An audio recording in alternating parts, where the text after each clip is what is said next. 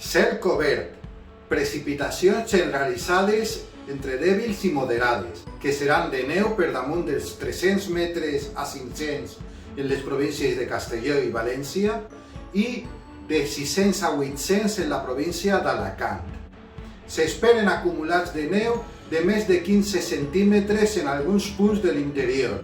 Les temperatures baixaran un poc i els vents bufaran entre fluixos i moderats del nord-est i del nord.